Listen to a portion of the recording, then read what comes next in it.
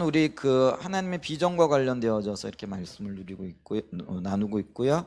특별히 그 비전의 종류라고 할 수 있는 것들 다루고 있는데, 그래서 우리가 이 비전의 종류를 얘기할 때 궁극적인 하나님의 목적으로서의 궁극적인 목적으로서의 비전이 있다. 그래서 사실은 이게 하나님의 비전인데, 요거를 좀 이제 설명하기 쉽고 우리가 이런 것들을 어떻게 이루어야 할 것인가를 바라보면서 좀 더 생각하는 것들이 있잖아요. 이제 그러면서 궁극적인 목적 아래에 하나님께서 각 시대 혹은 각 세대를 바라보시면서 행하고 계신 일들이 있다.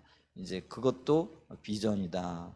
이제 그런 것들이 어떤 면에서는 지금 우리가 당장 동참하고 동역해야 될 좀 가까운 의미에서의 어떤 비전이 되어질 수 있겠죠.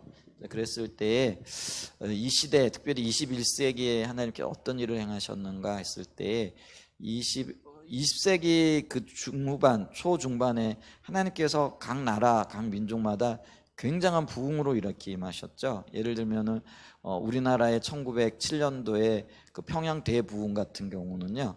물론 이제 그 중국의 어떤 부흥과도 연결이 되어지는 것이고, 또 더 가게 되어지면은 영국의 웨일즈 부흥과도 이렇게 맞닿아져 있는 거죠. 이런 부흥들이 이렇게 번져 나간 것들이 바로 이제 우리나라까지 오게 되어진 거죠. 그리고 우리나라도 또 다른 나라에 영향을 미치게 되어진 것이고요. 이제 그런 대부흥기를 이렇게 주시면서 교회의 어떤 폭발적인 하나님의 역사들, 이런 것들이 이렇게 일어나게 되어진 거죠. 그런데 이제 20세기 말 이렇게 들어가면서 이제 그런 것들이 뭐라 그럴까요? 이제 점점 이렇게 사그라들게 되어지고 21세기에 이렇게 들어서서는 교회가 이제는 뭐 생존에 대한 어떤 뭐 표현이 좀 그런데 그런 부담감까지 느끼는 거죠. 예를 들면은 이제 뭐 인구 감소 이렇게 오고요. 또 인구 감소에서 가장 절실히 느끼는 게 다음 세대들이 점점 줄어들고 있는 거죠. 그래서 교회 학교에 지금 그 우리 침례교회 50% 이상, 많게는 70%까지 교회 학교가 없대요. 그리고 뭐 수천 명씩 모이는 교회도요, 교회 학교 가봐야 수십 명씩 이렇게 모이는데 허다하고요. 어른들은 그래도 그나마 아직까지는 이제는 수명이 길어졌기 때문에 노인분들 이렇게 연세가 들어가면서도 최소한 뭐 수십 년 동안은 버텨요. 그런데 아이들은 점점 이렇게 줄어가고 있는 거죠. 우리도 그게 실질적으로 교회 가운데 그걸 지금 보고 있잖아요. 다음 세대들이 점점 줄어가고 있고, 그 한 세대, 그러니까 우리의 아이들이 이렇게 자라가면서 벌써 이제 중고등학생 되어지고 이제는 벌써 대학 청년부 가고 직장 생활하고 그러는 가운데 우리 아이들은 점점 이렇게 줄어들어가고 있는 것을 이렇게 보죠. 그래서 정말 한 영혼이 귀한 이제 그런 때인데, 이 일을 위해서 우리가 좀 기도하고 은혜를 구하고 이렇게 해야 되지 않을까 싶습니다. 왜냐하면 다음 세대가 무너지게 되어지면은 교회가 진짜 소망이 없게 되어지는 그런 시기인데, 그런데 이제 21세기에 이렇게 들어오면서 하나님께서 우리에게 다음 세대에 대한 그런 관심을 갖게 하시고 또 다음 세대들을 세우기 위한 그런 일들을 이렇게 하고 계신 거죠. 근데 이게 이제 각 시대와 각 세대를 보시면서 하나님 행하고 계신 일이라는 거죠. 그럼 이제 이 일이 보여지게 되면은 때로는 연합하면서 때로는 우리 교회에서 이 다음 세대를 세우기 위해서 어떻게 해야 될 것인가. 어떤 면에서 보면은 이제 그게 이제 투 트랙이잖아요. 우리는 이제 그 교회가 연합 공동체이지만 또 교회가 연합해 가지고 하나님의 어떤 일들을 이루어 가야 되는데, 이제 하나님께서 우리는 성교회를 통해서 그 일들을 하게 해 가셨죠. 그래서 성교회적으로 다음 세대를 세우기 위하여 우리가 그 연합 캠프도 하고 또 이 다음 세대를 세우기 위한 NWS도 하죠. 그래서 NWS 같은 경우에는 중고등부 NWS도 있고요, 대학 청년부 NWS도 있습니다. 그리고 뭐 이 NWS 안에는 구원학교, 십자가복음학교, 예배학교 뭐 이런 것들이 쭉 있고요. 이제 그런 것들을 합니다. 그래서 이제 그런 것들이 있을 때마다 이제 섬길 수 있는 계기가 있었고, 또 그게 이제 하나님의 어떤 그 이 시대에 행하고 계시는 하나님의 목적을 동참하는 그러니까 소명받은 우리의 어떤 일이라는 거죠. 그 다음에 이제 동시에 또 우리 교회는 교회에서 해야 될 연합을 하고 하는데 우리 교회가 감당하고 또 우리 교회가 해야 될 일들이 없게 되어지면은 또 이것도 심각한 문제가 되어지잖아요. 그래서 이제 이 다음 세대들을 섬겨야 되는데 어떤 면에서 보면은 이 다음 세대들이 점점 이제 눈에 띄지 않게 되어지는, 보이지 않게 되어지는 그런 절박한 상태에 있습니다. 자, 그랬을 때 우리는요, 아유 교회 학교 없으면 편하지, 이게 아니고요. 어떻게 하더라도 교회 학교를 세우고 다음 세대를 세워 나가야 되는 거죠. 이제 그런 어떤 측면에서 참 절실히 은혜가 이렇게 필요한 거 보고요. 요번에 이제 우리 캠프를 이렇게 했는데 뭐 몇몇 이렇게 되어지지 않는 아이들이지만은 이제 그 아이들 어떻게 하든지 그 양육하고 교육해야겠다라는 마음으로 이렇게 교사들이 많이 수고하고 이렇게 일을 하셨는데요. 근데 이제 요번에 이제 엉뚱한 아이들이, 엉뚱하다라는 표현보다도요, 하나님께서 보내주시고 또 행하고 계신 일인데, 이제 그런 것들이 우리에게 하나의 뭐랄까, 하나님의 행하심이 되어진다라는 거죠. 그래서 조금 더 신경을 써야 되고 기도해야 되고 돌봐야 되고 하는 그런 영역이 있잖아요. 그러면서 또 요번에 오늘 같은 경우에는 이제 두 아이가 캠프에 이렇게, 저는 뭐 캠프에는 와도 이 아이들이 교회에 이렇게 올 수 있을까 정착하는데, 지금 뭐 아직 정착은 안 된 거잖아요. 일단은 이렇게 교회에 이렇게 온 건데 이 아이들이 정착하는 것이 쉬울까, 이런 생각을 해보긴 하지만은, 근데 일단은 하나님께서 하나의 어떤 뭐죠, 그 일을 행하고 계시다라는 거죠. 그걸 보여주셨다라는 거죠. 이제 그런 것들이 참 감사하고요. 그러면 우리가 이 일들을 감당해야 나갈 텐데, 오늘 보니까 점심에 뭐 그 아이들 뭐 먹인다고 이렇게 두 분이나 가셨더라고요. 가셔서 먹이고 뭐 또 그 어떤 필요도 채우고 뭐 이런 어떤 것들이 이렇게 보면서 참 귀한 일이 있구나, 귀한 일을 하는구나 하는 것들을 이렇게 보게 되어졌는데, 어쨌거나 누군가는 우리가 해야 될 일들을 감당해야 되고요. 또 그 일들을 잘 이렇게 뭐랄까요, 하나님의 뜻 안에서 우리가 감당해 나가게 되어질 때에 우리 교회로서도 그 하나님의 목적에 동참하게 되어지는 그런 일들이 아닐까 이렇게 싶습니다. 그래서 기존의 아이들 잘 이렇게 돌봐야 되고, 그러니까 우리 집사님이 오늘 이제 그 권사님이 이제 일을 하셔야 되니까 오고 가는, 올 때도 데리고 오고 갈 때도 데려다주고 이런 것들도 이제 주님, 이게 뭐 아이를 섬기는 것보다도 주님의 목적 앞에 우리가 헌신하는 어떤 영역들이 되어지는 거잖아요. 근데 앞으로도 이런 일들이 우리가 제시되어지고 또 보여지고 해야 될 일들이 있을 때에 이런 것들을 좀 적극적으로 잘 감당하고, 또 그게 우리의 어떤 하나님의 비전을 이루어가는 것과 관련이 있다라는 것들을 인식하게 되어지면은 훨씬 더 그런 것들이 기쁨으로 이렇게 감당되어질 수 있지 않을까 싶은 이제 그런 마음이 듭니다.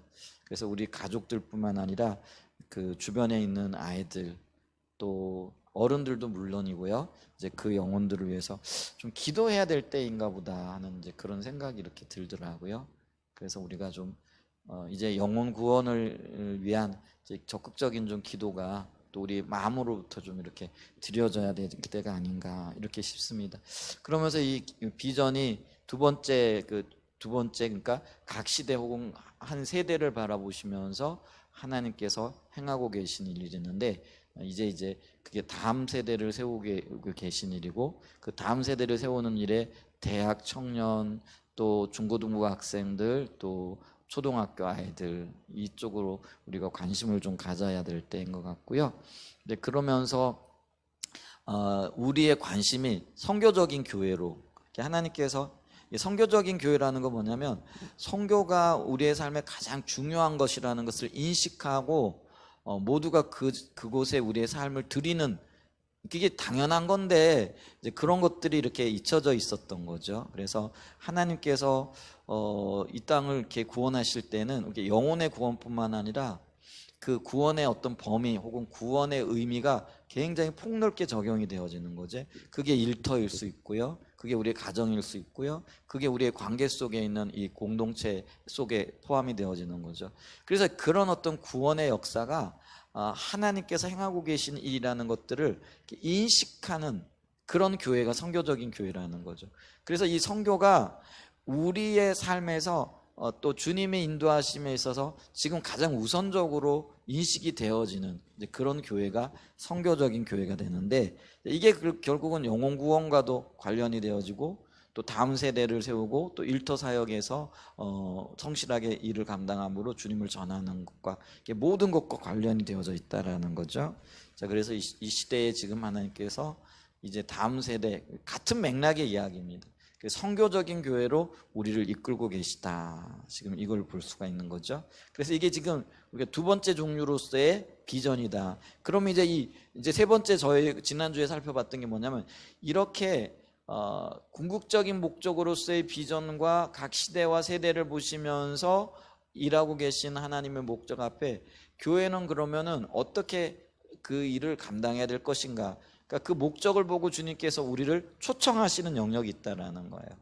그러니까 각 개인, 각 교회 혹은 연합체, 연합체라는 거는 뭐 성교회라든지 우리처럼 이제 교회 간의 연합이 되어져 있는 샘물교회 성교회라든지, 아니면 이제 우리 한사랑교회 개교회를 한사랑 예전교회 개교회를 얘기하는 거잖아요.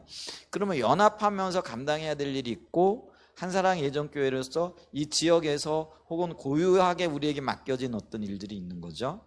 그럼 이 일들을 잘 발견하는 것, 그게 이제 소명이라는 거죠. 그게 사명이라는 거죠. 그게 구체적으로 우리가 감당해야 될 것인데, 그러면은 이제 다음 세대 세우는 것, 선교적인 교회로 세워나가는 것이 하나님의 이 시대를 향한 비전이라고 얘기했을 때, 그러면은 그거를 어떻게 보고 어떻게 동참해야 될 것인가, 이게 이제 우리 몫이라는 거죠. 그러기 위해서는 우리가요 깨어 있어야 되는데, 깨어 있다라는 거는 모든 가치관, 모든 신앙적인 영역에서 온전하게 세워져야 되는 거죠. 그래서 이게 이제 오늘 우리가 살펴볼 영역인데, 네 번째, 주님께서 하나님의 목적을 보시고 개인이든 교회든 아니면은 어떤 단체든 하나님께서 그 일로 초청하시는데, 그 초청을 받고 어떻게 반응하는가, 이것도 소명으로서의 비전이죠. 좁은 의미이긴 한데요. 자, 요거를 이제 봐야 되는 거죠. 그러면 이제 오늘 네 번째가 뭐냐면, 이렇게 개인, 교회, 성교회를 보시면서 이렇게 그 하나님께서 주신 소명을, 그러니까 계획이죠. 하나님의 계획을 성취하기 위해서 우리를 어떻게 세워나가야 하는가. 왜냐하면 그 하나님의 계획을 성취하고 이루기 위하여 준비되어져 있어야 된다라는 거죠. 준비되어지기 위해, 그럼 어떤 것들이 준비되어져야 하나 했을 때, 가장 먼저는요, 우리의 신앙 가치관과 또 하나님 앞에서의 삶의 기준이 분명해져야 된다라는 거죠. 그래서 이것도 비전의 한 일종이라는 거죠. 모든 영역에서 세워져야 할 가치관 또는 기준으로서의 소명 혹은 기준으로서의 비전이 있다. 요거는 이제 좁은 의미의 비전이 되는 거예요. 아까 우리가 첫 번째, 두 번째는요, 이렇게 넓은 의미에서의 비전인 거죠. 하나님께서 생각. 근데 그 하나님이 각 개인을 보시면서 혹은 한 교회를 보시면서 아니면 한 선교 단체를 보시면서 부르신 그 초청이 있는데, 그게 하나님의 계획이라는 거죠. 요거는 그러니까 모든 단체가 그 계획 이거 아니야. 하나님이 뭐냐면, 하나님의 입장에서 보면 이 교회는 이렇게 쓰시길 원하고, 이 교회는 이런 방법으로 쓰길 원하시고, 이 교회는 어떤 일에, 이게 다 다르잖아요. 그러니까 이 넓은 하나님의 목적 앞에서 여기 좁은 의미로서의 우리 교회는 혹은 내가 속한 선교단체는 어떻게 그 하나님의 초청 앞에 반응해야 될 것인가, 이 문제라는 거죠. 자, 그러면 이제 네 번째가 이 하나님 초청에 반응하면서 우리가 세워져야 할 영역이 뭔가라는 거죠. 요거는 이제 어떤 면에서는 조금 더 좁은 의미에서의 어떤 비전이라는 거죠. 근데 이 비전이 가치관의 영역에서, 세계관의 영역에서, 또 하나님의 기준의 어떤 관점에서 세워져 나가야 된다라는 거죠. 그런데 이게 좁은 의미의 어떤 비전, 뭐 넓은 의미, 좁은 의미라고 말하기는 좀 그렇지만 어쨌거나 이게 이제 어떤 걸 살펴봤을 때 조금 좁은 의미잖아요. 근데 이 좁은 의미의 비전이라고 할 수 있는데 사실은 하나님의 계획이 교회를 통해서 혹은 내 개인을 통해서 이루어지는 데 있어서 가장 중요한 건 이거라는 거예요. 그래서 우리가 어떤 거를 할 때 연역적인 접근이 있고 귀납적인 접근이 있잖아요. 연역적인 접근은 일반적인 곳에서 그 특별한 것으로 나가는 거고, 또 이 귀납적이라는 건 특별한 것에서 일반적으로 나가는 거죠. 그래서 이 넓은 의미가 이게 넓은 의미가 연역적이라고 한다면 이 좁은 것들은 귀납적이라고 할 수 있는데요. 만약에 예를 들면은 하나님의 큰 뜻도요, 이게 이제 연역적이고 넓은 의미라고 했을 때 나는 좁은 사람이고 좁은 의미잖아요. 내가 준비되어져 있지 않으면은 이 큰 하나님의 뜻이 이루어질 수 없다라는 거예요. 하나님은 큰 목적이 있으신데 그 목적을 위하여 부름받은 내가 준비되어져 있지 아니하고 다듬어져 있지 아니하고 하나님이 쓰실 만한 그릇으로 정결하게 되어져 있지 않으면 사용되어질 수 없다라는 거예요. 그래서 이 언약의 성취, 비전의 성취의 입장에서 보게 되어지면은 이게 첫걸음이 되어진다는 거죠. 그러니까 내가 준비되어져야 되고, 내가 다듬어져야 되고, 내가 빚어져 있는 상태가 되어져야만이 이 목적을 이루어 나갈 수 있다라는 것이죠. 그렇기 때문에 어떤 면에서 보면은요, 네 번째 이야기를 하고 있지만은 하나님의 비전의 성취의 입장에서 보게 되어지면 이게 가장 큰 관건이라는 거예요. 하나님께서 하나님 일하라고, 그러니까 비전으로 저와 여러분을 초청했는데 전혀 준비가 안 되어져 있어. 그럼 비전이 의미가 없는 거예요. 비전이 비전되어지고 그 비전이 성취되어지고 이루어지기 위해서는 그 비전을 앞에 초청받은 자들이 준비되어져 있어야 되고요. 그리고 다듬어져 있어야 된다라는 거죠. 그런 의미에서 보게 되어지면은 이 부분이 가장 중요한 부분이라는 거죠. 아무리 하나님이 보여주신 비전이 놀랍고 영광스럽고 크고 찬란한 것이라고 해도요, 이 부분, 그러니까 내가 준비되어지지 있지 않으면은 아무런 의미가 없다라고 해도요, 그건 과언이 아니라라는 거죠. 그래서 이게 가치관, 그러니까 바른 가치관, 바른 신앙적인 어떤 가치관, 바른 하나님의 일을 감당하고 하나님의 비전을 성취할 수 있는 어떤 가치관이 세워져 있지 않으면은요, 이 모든 것들이 뭐라 그러냐면은요, 이게 꿈 같은 일이라는 거예요.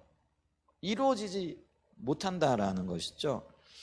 그래서 이 하나님의 사람들이요, 바로 이 올바른 가치관, 올바른 세계관, 올바른 어떤 기준을 갖기 전까지는요, 하나님이 그 사람을 쓸 수도 없고 그런 교회를 쓸 수도 없다라는 것이죠.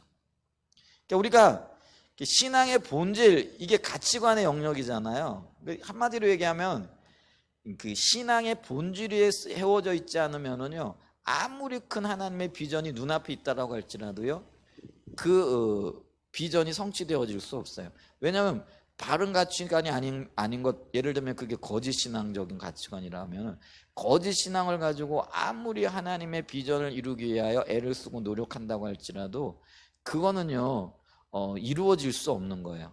멀리 가면 갈수록 그건 오히려 더 하나님으로부터 떠나게 되어지고 비전으로부터 멀어질 수밖에 없는 거라는 거죠. 그랬을 때 여기서 그러면 가치관이라고 했을 때 이 가치관이 뭐냐? 그러니까 우리의 그 하나님의 비전을 보면서 다듬어지고 세워지고 빚어져야 할 가치관이 있다, 기준이 있다라고 했을 때, 그리고 이 가치관이 뭐냐라고 얘기했을 때, 이거는 하나님의 길 혹은 하나님의 기준, 하나님의 세계관 등을 포함하는 폭넓은 개념이라고 이렇게 얘기할 수 있다라는 것이죠. 자, 그랬을 때 제가 아까 성경 공부를 하면서도 한 예를 들었는데, 하나님께서는 이스라엘의 초대왕 사울에게 놀라운 비전을 주셨잖아요. 그 비전이 뭐예요? 그를 통해서요, 메시아를 주시고자 하는 거예요. 이것만큼 큰 비전이 어디 있어요? 굉장히 놀라운 비전이잖아요. 그러나 안타깝게도요, 사울 왕이 올바른 가치관에 세워져 있지 않았어요. 오히려요, 점점 더 자기 중심적인 그런 삶으로 빠져들게 되어지고요, 자기만을 생각하는 이기적인. 그래서 왜 그렇게 다윗을 죽이려고 애를 썼느냐면요, 사위잖아요. 그런데 다윗은요, 자기의 왕권이 사위에게 넘어가는 것, 이거 별로 좋은 일이 아니고 기쁜 일이 아닌 거죠. 그는요, 이 자기의 왕권을 요나단에게 넘겨주기를 원하는 거죠. 여러분, 그 모든 그 사람들의 열망, 특별히 왕들이라 그럴까요? 왕들은요, 나라를 부강하게 하고 그 부강하게 하는 그거를 자기 자식에게 넘겨주기를 원하는 그런 마음이 있잖아요. 그래 성공적인 어떤 정권 이양을 하게 되어지는 거죠. 그런 게 있는 거예요. 그러니까 말은 그렇게 하는 거죠. 물론 이제 자기 욕심이기도 하지만은 요나단과의 대화를 보면서 다윗이 건강하고 다윗이 저렇게 장성하게 되어지면 네 왕위가 흔들리는 걸 네가 어찌 알지 못하느냐 그러면서 요나단을 책망하잖아요. 이제 이런 걸 봤을 때 사울은요, 이제 그런 어떤 자기 중심적인 그리고 자기만을 생각하는 그리고 그것이 점점 더 외골수로 흘러가게 되어지니까요. 나중에는 요나단도 자기 성에 차지 않으니까 배척하게 되어지는 이제 그런 일들이 있게 되어지잖아요. 그래서 여러분 보세요. 결국은 자신의 자기중심적인 사고에 빠지게 되고 자신의 야망에 그리고 그 자기의 야망 위에 자기의 세계를 세워나가는 거죠. 그게 이게 잘못된 가치관에 서게 되죠. 이렇게 잘못된 가치관 위에 서게 되어지니까요. 당연하게요. 그에게로 향했던 하나님의 초청과 약속이 다윗에게로 옮겨가죠. 다른 사람에게로 옮겨갈 수밖에 없는 거죠. 여러분 여기서 다윗에게 옮겨갔다라는 것은 다윗은요 철저하게 하나님의 가치관, 하나님의 길, 하나님의 기준 가운데 섰다라는 거예요. 그 사람이 다윗이었다라는 거예요. 만약 다윗도 사울과 같은 어떤 그런 삶의 가치관을 가지고 있었으면 하나님은 또 다른 사람을 찾았겠죠. 그런데 하나님께서 다윗을 만났더니 올바른 가치관과 올바른 신앙과 또 바른 어떤 그 세계관을 하나님 기준적인 그런 기준에 기초한 삶을 살아가고 있었다라는 거죠. 그래서 여러분 다윗이요 이게 등장할 때 이게 보세요.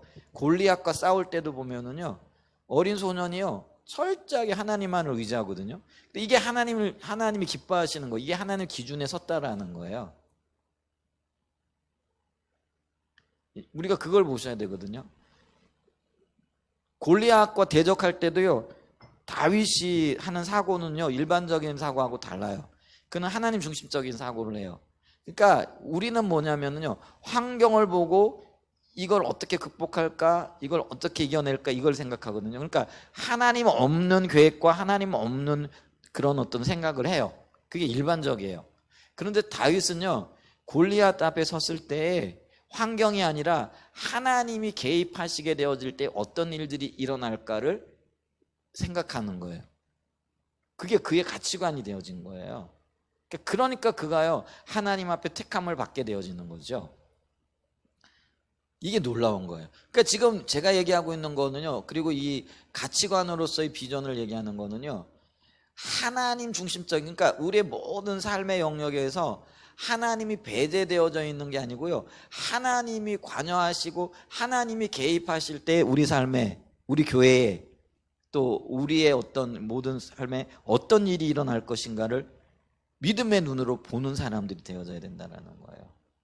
근데 사울이 그게 안 됐어요.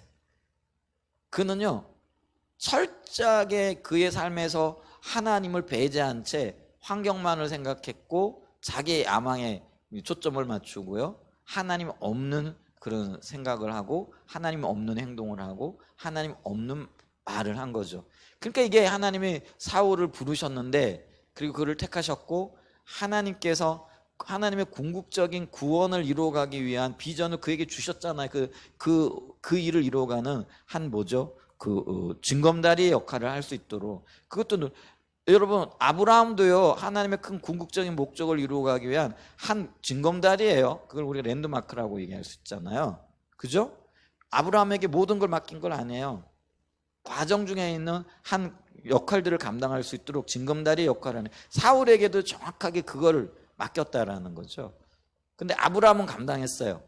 근데 사울은 그걸 감당하지 못했어요. 왜요? 그게 자기중심적인 가치관이라는 거죠. 그러니까 하나님은 바른 가치관에 세워졌을 때 그 가치관을 통해서 일하시는 거예요. 근데 외형적으로 볼 때는 사울은요, 얼마나 뛰어난 사람인지 몰라요. 환경적으로 볼 때는. 그죠? 그래서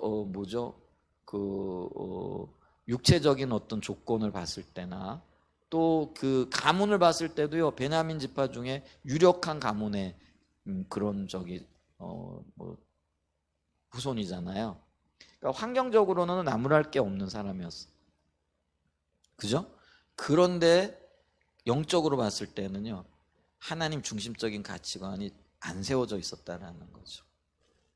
그랬더니 이제 하나님께서 그를 향했던 그게 하나님의 비전이에요. 그러니까 소명으로서의 사울 왕에게 그 메시아의 계보를 잇도록, 근데 메시아의 계보를 잇기 위해서 아주 특출난 한 사람, 다윗이 그랬던 것처럼 사울도 믿음으로 그의 삶을 주님 앞에 드리며, 그래서 있잖아요, 다윗의 자손 예수여 이렇게 고백할 수 있게끔. 그러니까 하나님이 의도하셨던 거는 사울의 자손 예수님 이렇게 하려고 했는데, 그게 사울을 향한 하나님의 부르심이었고 사울을 향한 하나님의 계획이었던 거죠. 그런데 사울이 자기 자신이 하나님 중심적으로 서지 못했다는, 올바른 신앙의 가치관 가운데 서지 않았다라는 거예요. 그랬더니 하나님께서 그를 패하시는 거죠. 그래서 다윗은 이웃에게로 그 약속을 옮기시는 거예요. 그래서 다윗 왕이 하나님의 뜻과 목적을 결국은 성취하게 되어지는, 부르심을 성취하게 되어지는 거죠. 자, 한번 다시 볼까요? 사무엘상 13장 13절로 14절 좀 볼까요? 자, 이게 사무엘상 13장 13절이요. 사무엘이 사울에게 이르되 왕이 망령되이 행하였도다. 이 망령되이 행하였다는 게 뭐냐면 네 멋대로 행했다라는 거예요. 그러니까 바른 신앙의 기초에서 행동하고 말한 게 아니라는 거예요. 불신앙적인 행동을 했다라는 그런 의미입니다. 그러니까 바른 신앙의 가치관, 하나님과의 관계의 토대에서 하나님과의 바른 관계에 있었으면은요, 이런 행동들이 나올 수가 없었다라는 거죠. 그래서 이 망령되이 행하였도다. 그러면서 왕이 사울 왕을 행해요. 왕의 하나님 여호와께서 왕에게 내리신 명령을 지키지 아니하였도다. 자, 그리하였더라면 하나님의 기준에 서서 하나님 중심적인 사고를 하고 그의 삶이 하나님 중심적으로 가치관이 세워져 있었으면은요, 그는 절대로 하나님을 반역하는 그런 행동을 할 수가 없었을 거라는 거죠. 자, 그래서 이렇게 얘기죠. 그리하였더라면 하나님 중심적인 가치관으로 잘 훈련되어져 있고 다듬어져 있고 잘 자신의 삶이 세워져 있었더라면, 계속해서 보면은요, 여호와께서 이스라엘 위에 왕의 나라를 어떻게 하시겠다고요? 영원히 세우셨을 거니거든요. 자, 이 약속은요, 나단 신탁이라고 해가지고요, 사실은 다윗 왕에게 주셨던 그런 말씀과 동일해요. 나단을 통하여 하나님께서 다윗에게 뭘 약속하세요? 하나님께서 당신의 왕위를 영원토록 세우실 것입니다. 영원토록 세운다라는 그 의미가요, 어떤 의미냐면은요, 우리가 이제 그걸 보면은 뭐 여러 가지 설명 너무 복잡하니까요, 그를 통해서 그의 후손을 통해서 영원한 구원을 이루신 메시아를 주시겠다는 약속이거든요. 그러니까 우리가요, 사울이 이 장면에서 자기가 잘 준비되어져 있었고 하나님의 궁극적인 비전 앞에서 자기 자신이요, 올바른 신앙의 가치관과 하나님의 그 기준 가운데 서 있었으면요, 오늘날 우리는요, 다윗의 자손 예수여가 아니라 사울의 자손 예수여라고 이렇게 부를 뻔했어요. 그게 하나님의 의도였다라는 거예요. 이 하나님의 이런 의도를 분명히 가지고 있었다라는 거예요. 그러니까 하나님께서 그 위대한 선지자 사울을 통해 가지고요, 여호와께서 그리하였더라면 이게 뭐냐, 당신이 하나님 나라의 기준과 하나님 중심적인 삶 가운데 바른 그 가치관으로서의 비전에 세워져 있었더라면은 당신의 나라가 이스라엘 위에 왕의 나라를 영원히 세우셨을 거는, 우리가 이거를 봐야 된다라는 거죠. 그런데 14절 보면 지금은 왕의 나라가 길지 못할 것이라 여호와께서 왕에게 명령하신 바를 왕이 지키지 아니하였으므로. 이게 지킬 수가 없는 거예요. 왜 지킬 수가 없느냐면요, 우리가 신앙의 본질 가운데 서 있지 않으면요 하나님의 명령이 부담스러워요. 왜냐하면 손해거든요. 사울 왕의 입장에서도요, 신앙의 본질에 서 있지 않으니까, 아니 저 좋은 하나님의 명령하신 것, 하나님이 행하라 하신 것들이 부담스러운 거예요. 그리고 이 블레셋과의 전쟁 가운데 내가 올 때까지 기다려라, 이런 명령을 하시잖아요, 사무엘을 통해 가지고요. 그러니까 근데 기다릴래야 기다릴 수가 없는 거죠. 왜냐하면 환경이 너무 급박하게 돌아가거든요. 그러니까 말씀을 어기고 하지 말아야 할 일을 망령 때에 행하게 되어지는 것을 이렇게 보죠. 그러니까 이게 있잖아요, 사울이 바른 신앙의 토대에 있지 않았다라는 거예요.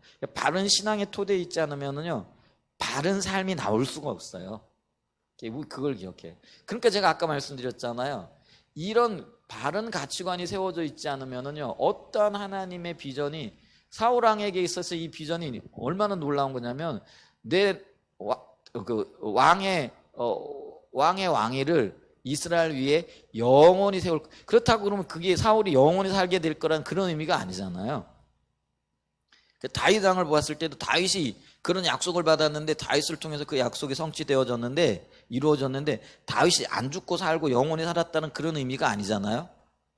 그럼 뭐냐면 그를 통하여 영원한 생명이신 메시아이신 예수님이 그의 후손으로 오게 될 거라는 거예요. 사울 왕에게도요 그런 약속이, 그런 비전이 있었어요. 그 비전을 하나님께서 주셨고 사울을 통해서 그 일을 이루기를 원하셨다라는 거죠. 그러니까 그 비전 앞에 초청받은 사람이 사울 왕이었다라는 거예요. 그런데 바른 신앙, 바른 가치관이 안 돼 있으니까요, 그 위대한, 그 놀라운 하나님의 비전도요 땅에 떨어지는 거예요. 다른 사람에게 옮겨갈 수밖에 없었다라는 것이죠. 그래서 만약에 그 하나님의 목적을 보시고 하나님이 부르신 그 일에도 내가 준비되어져 있지 않으면요 이게 참 그래요. 그의 여호와께서 그의 마음에 맞는 사람을 구하여 여호와께서 그를 그의 백성의 지도자로 삼으셨느니라, 이렇게 얘기하게 되어지는 거예요. 이게 사울 왕 입장에서 보면은요 굉장히 비극적인 이야기예요. 근데 다윗 왕의 입장에서 보게 되어지면 굉장한 기회를 맞은 거잖아요. 그잖아요. 이게 이렇게 영광스러운 일이 어디 있겠어요? 근데 이걸 보면서 제가 이런 생각을 했어요. 주님께서 내게 주신 비전이 내가 준비되어져 있지 않으므로 땅에 쏟아진 것들은 또 얼마나 많을까, 안타까운 마음을 드는 거죠. 그러니까 내가 부지런히 다듬어져야 돼요. 올바른 신앙의 비전 가운데 서야 된다라는 거죠. 근데 이거를 좀 더 구체적으로 신약의 예를 들어보면요, 바울의 사례를 통해서 이 부분을 좀 자세히 들여다보면요, 갈라디아서 4장 29절과 30절 말씀이에요. 갈라디아서 4장 29절로 30절 말씀 보죠. 자, 이게 우리가 바울이 비유를 통해 가지고 하는 이야기인데요. 그러나 그때 육체를 따라 난 자가 성령을 따라 난 자를 박해한 것 같이 이제도 그러하도다. 그러나 성경이 무엇을 말하느냐? 여종과 그 아들을 내쫓으라. 여종의 아들이 자유 있는 여자의 아들과 더불어 유업을 얻지 못하리라 하였느니라. 이 구절을 보게 되어지면은요, 이 바울은 복음과 율법주의를 두 비유로 설명하고 있는 거죠. 이 복음이 여기서 바른 복음을 얘기하는 거예요. 반면에 이 율법주의는 뭐예요? 거짓 복음을 얘기를 하는 거예요. 그러니까 이 얘기는 바른 복음 위에 서야 하나님의 유업, 그러니까 하나님의 비전이 성취된다라는 거예요. 반면에 거짓 복음 위에 서면, 그게 율법주의로 이렇게 대표되어지는 거예요. 거짓 복음 위에 서게 되어지면 하나님의 유업을 잊지 못하고 오히려 내어 쫓김을 받는다라는 거예요. 그러니까 사울과 다윗의 경우에요. 사울은요 바른 복음에 서지 못했어요. 그게 바른 복음이 하나님 중심적인 그런 신앙이잖아요. 근데 다윗은 하나님 중심적인 신앙에 섰거든요. 그랬더니 사울은 쫓겨냄을 받는 거예요. 다윗은 유업을 잊게 되는 거라는 거죠. 그래서 이게 복음과 율법주의 두 비유를 설명하고 있다는 거죠. 그래서 이 복음을 성령을 따라 난 자, 성령의 통치와 성령의 인도와 성령을 따르는 자, 이게 바른 복음이라는 거예요. 반면에 육체를 따라 나고, 혹은 뭐예요? 육체를 따라 났다라는 것을 여종의 아들에 비교를 하는데, 여러분 이 육체를 따라 났다라는 게 이게 지금 누구를 얘기해요? 이스마엘을 얘기하잖아요. 그러니까 그럼 이스마엘이 육체를 따라 났다라는 거. 그러면은 이삭은 그럼 육체를 따라 나지 않았나요? 이삭도 부부 관계를 통해서 났어요. 이스마엘도 부부 관계를 통해서 났잖아요.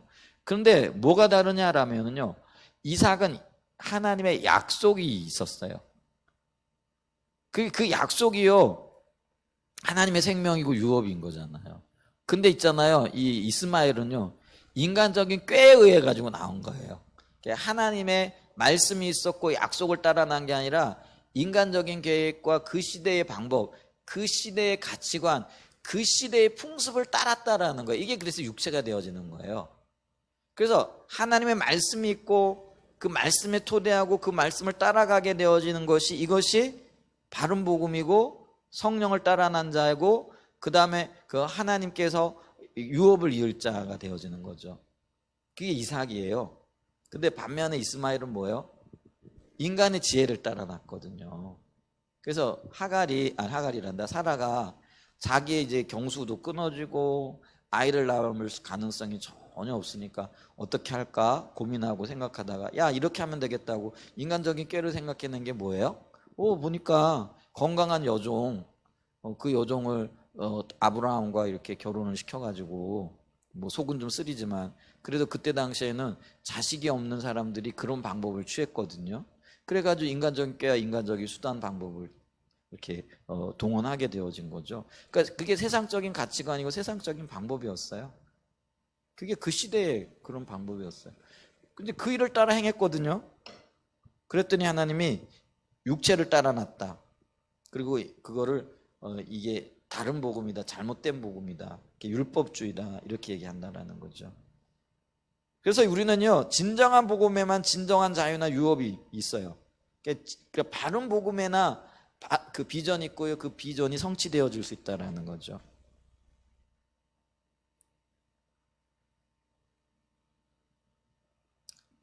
그래서 이 부분을 참 봐야 돼요.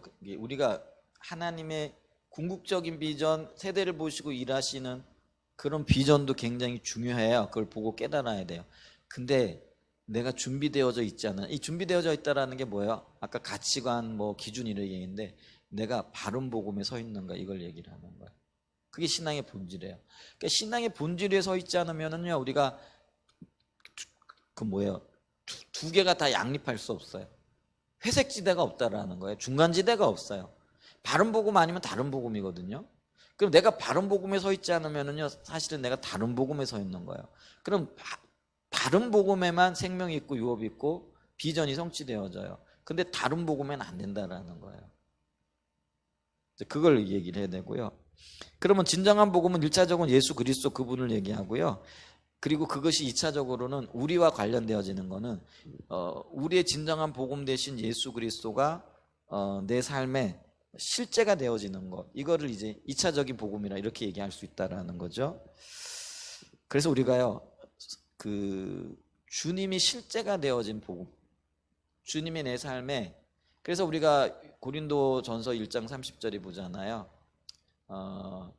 예수님께서 하나님께로부터 나와서 우리에게는 뭐가 된다고요? 거룩함이 되고 구원이 되고 의로움이 되고 또 뭐죠? 지혜가 되어지는 거. 이게 우리의 복음이 실제가 되어졌다라는 것들을 이야기한다라는 거죠. 그런 자리에 우리가 서 있는가, 주님과 하나 되어진 자리에 있는가, 이것이 굉장히 중요하다라는 거죠. 그런데요, 우리가 좀 유익 있게 봐야 될 게 뭐냐면은 바울이 이렇게 바른 복음을 가르쳤잖아요. 근데 이 바른 복음을 가르쳤는데 그 시대 사람들은 바울의 가르침보다도요 거짓 복음을 가르치는 거짓 교사들의 말을 더 들었어요. 그리고 그 거짓 교사들의 말을 더 신뢰했다라는 거죠. 이게요 그 바울 시대뿐만 아니라 이 시대에도 통용이 되어지는 거죠. 저는 이런 생각을 했어요. 야, 내가 좀 바른 복음을 전하고 주님이 기뻐하시는 목회자로 살아야지. 그러면은 모든 분들이 다 좋아하고 모든 분들이 그거를 다 뭐라 그럴까요? 적극적으로 이렇게 따라올 줄 알았어요. 근데요, 가면 갈수록 느끼는 게 뭐냐면요, 제가 하나님 바른 복음을 전하잖아요. 바른 가치관이 있고 바른 복음을 추구하는 사람들은 그걸 좋아해요. 근데 그런 준비가 안 돼 있는 사람들은요, 아주 싫어해요. 그걸 보면서 제가 어떤 때는 참 힘이 빠져요. 야, 이거를 어떻게 해야 되지? 그만해야 되나? 뭐 이런 생각도. 왜냐하면 사람들이 인기가 없는데, 사람들이 받아들이지 않는데, 그게 이제 뭐 그런 생각도 가끔 하게 되는 거죠. 근데 돌이켜 생각해 보면은 다른 길이 없는 거잖아요. 그러니까 가야 되잖아요. 근데요, 우리가 성경을 보면서도 알듯이 좁은 길과 넓은 길이 있는데요, 좁은 길이 바른 복음의 길이거든요. 넓은 길이 다른 복음의 길이에요. 그런데 성경에 보면은요, 좁은 길을 가는 사람은 적대요. 그게 주님께서 그렇게 해놓은 게 아니라요, 사람의 본성이 그런 거예요. 근데 넓은 길은요, 사람이 많대요. 그걸 편안하게 느끼는 거예요. 근데 편안함이요, 그 생명으로 연결되어지진 않더라는 거죠. 그래서 참 어떨 때는요, 이게 마음이 아프기도 하고, 또 어떨 때는 미래가, 야, 이게 이래요. 그래서 어떻게 해야 되나 이런 고민이 하는 거죠. 그러면서 다만 기도할 뿐은, 주님, 그 바른 길을 가고자 하는 사람들을 만나게 해주세요. 그분들을 연결시켜 주세요. 뭐 내가 그분들을 찾을 수가 없으니까. 그리고 제가 그들의 마음을 알 수 있는 것도 아니니까요. 그래서 간절한 마음이 더하는 거죠. 기도하는 거죠. 이게 그렇더라고. 교회에 사람만 많이 모인다고 그게 바른 교회, 바른 복음에 선 교회도 아니고요. 바른 복음에 선 사람들이 많아져야 된다라는 거죠. 그래서 흥미로운 사실이요, 많은 교회들이요, 바울의 진정한 가르침보다는요, 잘못된 가르침을 전하는 거짓 교사들, 또 그런 교회들에 훨씬 더 사람들이 많이 몰렸다라는 거예요. 대표적인 교회가 라우디게아 교회나 사대 교회 같은 경우죠. 여러분, 이제 우리가 요한계시록 보면 7교회가 등장을 하는데, 7교회가 각 시대에 등장하게 될 교회 모습이라 이렇게 얘기를 하잖아요. 마지막 시대에 라우디게아 교회를 예를 들어요. 근데 라우디게아 교회를 보면 뭐예요? 전혀 주님과 상관없는 교회일 수도 있어요. 그런데 그런 교회가 마지막 시대의 교회의 모습들일 수 있다는 거죠. 이게 너만 잘났냐, 너만 알고 있네, 그게 아니고요, 우리의 마음에 바른 그 복음을 향한 갈망이 있어야 된다는 거죠. 그럼 바른 복음을 가진 자들이 온전한 자들이냐? 아니에요. 이 땅에 온전한 사람들이 어디 있어요, 그죠? 다 우리 연약해요. 그런데 바른 복음을 향한 갈망과 열정을 가지고 있는 사람들은요, 주님이 깨닫게 하시고 비춰주실 때 그렇군요 하고 돌이켜요. 그리고 금방 알아들어요. 왜냐하면 그런 열망이 있기 때문에. 근데 그렇지 않은 사람들은요, 바른 복음이 선포되어지면 화를 내요. 그럼 너만 옳다란 말이냐? 이렇게 배우려고 안 하더라고요. 그리고는요, 많은 그런 욕을 하고 하는 것들을 보죠. 그래서 사도 바울은요, 갈라디아서가 주제가 뭐예요? 그가 이렇게 정말 피 맺힌 절규를 하는 게 뭐예요? 다른 복음은 없다라는 거예요. 바른 복음에 서라라는 거죠. 그러면서 여러분, 바울이 복음을 전하는 1세대잖아요. 근데 1세대에 이미 복음이 왜곡되어지고 있다는 거예요. 야, 이게 참 그만큼 어둠의 영향력이 크고요, 우리가 어리석은 자리에 서 있을 수 있다라는 거죠. 그러면서 우리가 좀 정직하게 봐야 될 건 뭐냐면은, 지금 우리의 모습 속에서도요, 이런 고질적인 왜곡된 복음들이 선포되어지고 있고 우리가 그곳에 빠져 있다라는 거죠. 그게 율법주의고 인본주의고 기복주의가 그거예요. 근데 율법주의, 인본주의, 기복주의 설명하면 그게 뭐가 문제야 이렇게 말하는 분들 많거든요. 그리고 사실은 거기에 정확하게 어떤 정직하게 우리를 보면 그 모습인데 전혀 문제의식을 안 느끼는 거죠. 뭐 내 신앙생활 잘하고 있는데, 우리 실명을 좀 거론해서 그런데, 우리 그 권사님 한 분 있잖아요. 그분이 이제 아들이 먼저 바른 복음을 이렇게 접했어요. 그리고는 엄마한테 와가지고, 엄마, 우리 신앙생활에 조금 이렇게 문제가 있는 것 같아.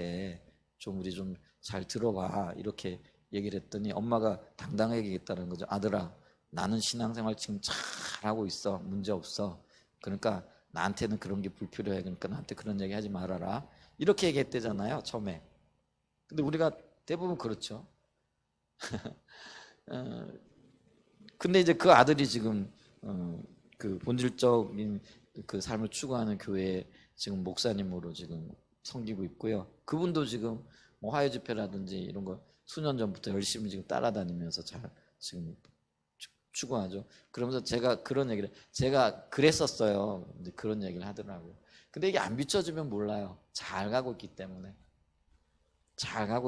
그렇다라는 거죠. 우리에게 불편한 진실이 있는데 그게 뭐냐면은요. 예수님을 복음의 실체라고 다들 고백하고 믿고는 있어요. 근데 실제로 복음이 주는 유업, 그 복음에 담긴 생명과 복은 누리지 못하고 있다라는 거예요. 이게 뭐냐면 바른 복음에 서 있지 않기 때문에 그래요. 이게 비전의 성취거든요. 아까 얘기했잖아요. 내가 바른 복음에 서 있게 되어지면은 그게 바른 신앙의 가치관이잖아요. 그때 비로소 각 세대를 보시고 우리를 초청하신 그 비전이 유효하게 되어지는 거예요. 의미가 있어요. 궁극적인 하나님의 비전도 유효하게 되어져요. 그래서 아까 관건이 이런 거였어요. 내가 바른 복음에 서 있는가 안 서 있는가, 십자가의 유업을 이을 자인가 아닌가, 약속을 따라 난 자인가 아닌가, 이거의 문제라는 거예요. 그래서 이게 사실은 어떤 면에서는요, 우리의 입장에 봤을 때는 가장 중요한 관건이에요. 하나님 보실 때도 그런 거예요. 주의 목적을 따라올 자, 주의 비전을 이룰 자는요, 이런 바른 복음에 서 있고 복음에 대한 바른 가치관의 선자들만이 와요. 그렇지 않은 사람들은요, 궁금증 때문에 혹은요, 이런 이야기를 들으면 참 신선하게 느껴지고 그럴 수도 있겠다고 받아들이거든요. 근데 이 신선하게 받아들이는 이게요, 거기에 대가를 치러야 되고 또 그걸 따라가려면은요, 많은 희생이 따르거든요. 만만치 않거든요. 여러분, 바울이 바른 복음을 따라갔을 때요, 그가 치러야 했던 수많은 대가들을 좀 한번 생각해 보세요. 근데 바른 복음에 서 있지 않은 사람이 그 대가를 치르고 따라간다라는 건 불가능에 가까운 거잖아요. 못 따라가요. 그러니까 이 복음이 바울에게처럼 생명력이 없는 거죠. 그러니까 거짓 교사들이 나름의 복음을 전할지 모르지만은요, 그 복음 안에서 어떤 생명도 없는 거죠. 그러니까 오늘날 우리가요, 그럴 수 있다라는 거죠. 그리고 그런 모습들이 우리에게 있다라는 거죠. 예수님이 복음의 실체라고 예수 안에 생명이 있다고 말들 하잖아요. 믿고는 있잖아요. 그런데 예수 안에 있는 그 생명이 실제로 우리의 삶 속에 누려지고 느껴지고, 그렇기 때문에 어떤 상황에서도 예수님 때문에 기뻐하고 예수님 때문에 평안을 누리고 있느냐라는 거죠. 안 그렇잖아요. 우리 자신이 그렇잖아요. 물론 조금 이제 다듬어져 가고 있는 상황이긴 하지만, 예수님이 생명이기 때문에 어떤 사건이 생기고 어떤 문제가 생겨도 인내하고 기다리고, 주님께서 이 모든 것들의 주권자가 되시기 때문에 주님 뜻대로 이끌고 계십니다 하고 편안하십니까? 사실은 편안해야 되는 거예요. 그러니까 우리가요, 지금 뭐 몇 개월 새에 정말 여러 가지 일들을 겪어오면서 그걸 점점 배워가는 거죠. 근데 분명한 건 뭐예요? 주님에게 길이 있다라는 거죠. 주님이 우리를 분명하게도 가르쳐 주시고 계신 거죠. 이런 것들이 우리의 든든한 주님을 알게 되어지고 바른 복음에 서게 되어지는 굉장히 중요한 그런 도구들이 되어질 수 있는 은혜가 있기를 축복합니다. 아멘. 그래서 우리의 신앙이 말로만이 아니고 이론만이 아니고 그 복음에 담긴 영광스러운 언약의 성취를 전하는, 그리고 그걸 누리고 그 비전이 이루어지는 것이 실제가 되어지는 그 자리로 가야 된다라는 것이죠. 그래서 복음의 실제이신 예수 그리스도가 우리의 삶 속에서 실제가 될 수 있는가에 초점을 맞추고, 우리가 신앙 훈련을 우리가 주님이 우리를 훈련시켜 가고 계시거든요. 그 훈련시키는 목적이 뭐냐면은 거룩하게 하시려고. 그래서 주님은 우리를 지금도 다듬고 계시고 다루어 가고 계시고요, 빚어가고 계신다라는 걸 기억하셔야 됩니다. 근데 이제 이게 주님 입장이고 우리 입장에서 내가 다듬어져야 되잖아요. 예를 들면 조각가가 어떤 그 자기가 원하는 조각을 하기 위해 가지고 불필요한 것들을 정으로 쬐내잖아요. 그러면 돌의 입장에서는 정 맞는 거잖아요. 그러니까 내 입장에서는 지금 정 맞고 있는 거예요. 그러니 힘들 수밖에 없죠. 근데 이거를 이해하게 되어지면은요, 아, 내가 정을 맡고 난 다음에 어떡하게 되는 거예요? 주님이 원하시는 작품으로 빚어지겠구나. 그러면 기대가 된다. 그래서 훈련이요, 한결 더 수월해질 수 있는 거죠. 아멘. 그래서 내가 다듬어지는 것이 하나님의 비전의 성취의 관건이 되어진다. 이런 것들을 기억하시고요. 우리 안에는 율법주의, 인본주의, 기복주의가 깨트려지고 진정한 복음의 열매가 맺어지는 한사랑 예전교회, 그리고 예전교회에 속한 모든 자녀들이 되어지고, 또 이 자리에 계신 분들, 또 영상으로 예배드리시는 모든 분들 되시기를 예수님의 이름으로 간절히 축복하고 축원드립니다. 아멘. 이게 관건이에요. 내가 빚어지는 것만큼 비전이 성취되어진다. 오늘 핵심이 바로 이겁니다. 네, 기도하겠습니다.